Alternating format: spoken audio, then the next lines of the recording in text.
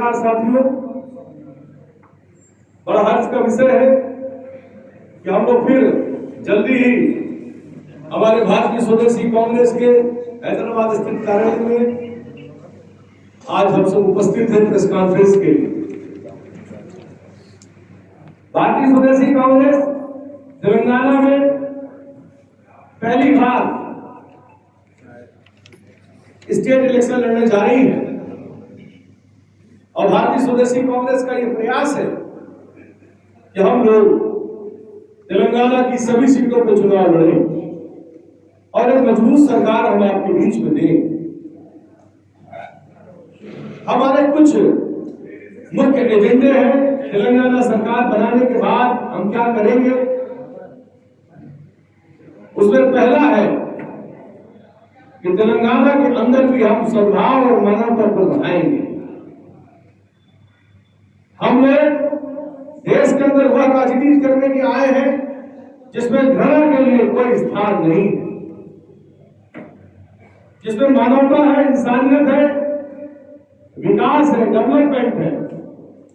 और एक ऐसा समय हम आप सबका लेके आना चाहते हैं कि तेलंगाना का विलंबित व्यक्ति कहे कि भाई भारतीय स्वदेशी कांग्रेस की सरकार आई तो हमारी जेबें मजबूत हो गई, हर गरीब की जेब मजबूत होगी, हर गरीब का बच्चा सारी पढ़ाई निःशुल्क करेगा, हर गरीब का बच्चा यहाँ पे शिक्षा व्यवस्था निःशुल्क पाएगा, स्वास्थ्य व्यवस्था भी निःशुल्क पाएगा। यहाँ का सारा समाज गरीब अमीर की खाई को हम बांटना चाहते हैं। हम ये चाहते हैं कि गरीब हो चाहे अमीर हो, सभी को शिक्षा स्वास्थ्य मौलिक अधिकार के रूप में मिले। वह संकल्प भारतीय स्वदेशी कांग्रेस आपके बीच में आपके माध्यम से तेलंगाना से लेकर भारत देश के कन्याकुमारी से लेकर के कश्मीर तक लोगों को देना चाहते हैं। रोजगार गारंटी, रोजगार गारंटी अर्थात प्रत्येक व्यक्ति को, अंतिम व्यक्ति को, भाई को, बहन को, बेटी को, मां को, सबके लिए रोजगार की व्यवस्था सरकार करके देगी। वह सरकार भारतीय स्वदेशी कांग्रेस आपके बीच में तेलंगाना में बनाना चाहती है। सबको घर पे रोजगार, घर घर रोजगार, घर घर कारोबार, घर घर नौकरी भारतीय स्वदेशी कांग्रेस आपको देगी।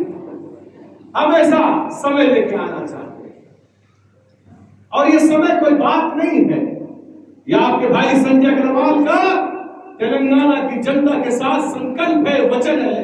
आप सरकार बनाइए, शिक्षा, स्वास्थ्य, कारोबार, नौकरी, रोजगार ये भारतीय स्वदेशी कांग्रेस आपको देगी।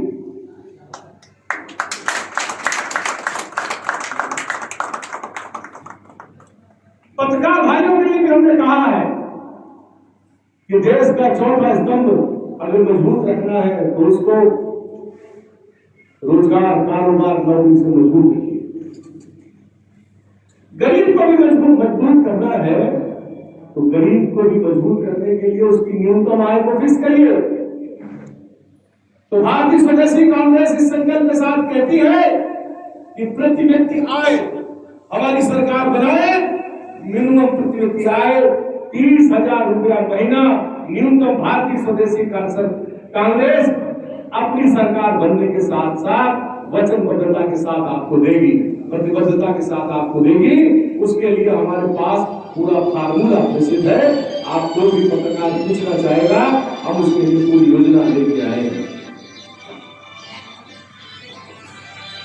पत्रकार भाई इतनी मेहनत करते हैं, इतना संघर्ष करते हैं, खबरें बुलाते हैं, सबकी जांच करते हैं, आपका भी न्यूनतम मानदेय फिक्स कराएगी भारतीय स्वदेशी कांग्रेस। एजेंडा है चुनाव का, इलेक्शन का, उसको भी संक्षेप में आपको मैं कुछ बातें बताना चाहूंगा।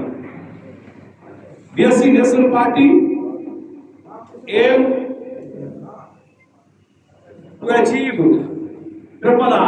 RRR, respect, response and rights to every citizen of India by default without any effort। हम ये देना चाहते हैं सभी को सम्मान, सभी की जिम्मेदारी और सभी का अधिकार। ये भारतीय स्वदेशी कांग्रेस आपको देना चाहते हैं।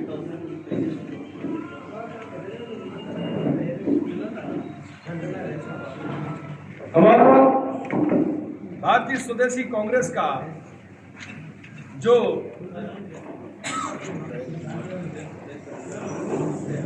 हमारा मैनिफेस्टो भी हम आपके सामने संक्षेप में पढ़ देते हैं, जो हमने आप लोगों के लिए लेके आए हैं।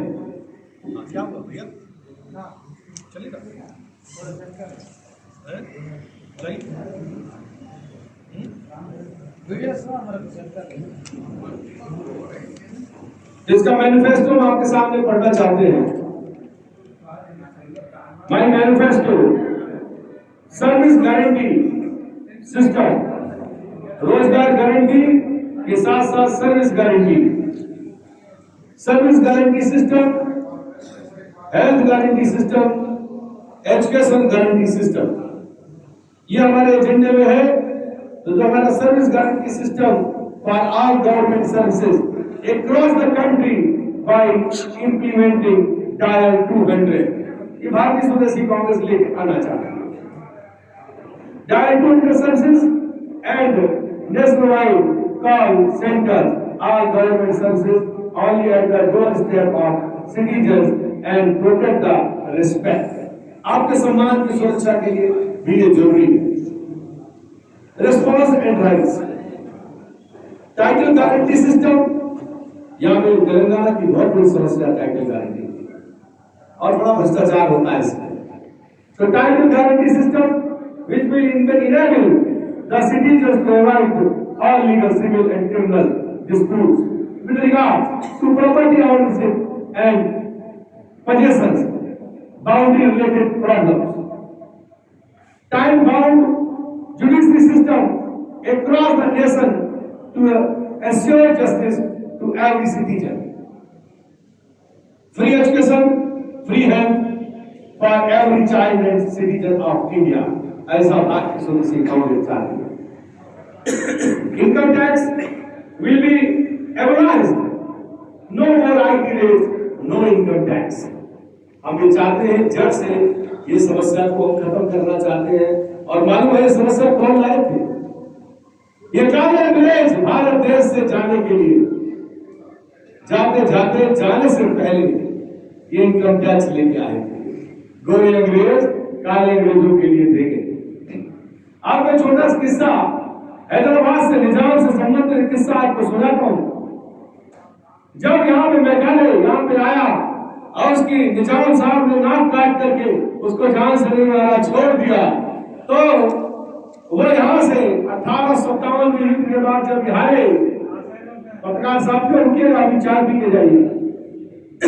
तो जब यहाँ से भागे तो वहां पे उनकी संसद में पूछा कि भाई ऐसा क्या हुआ, क्या भाग गए?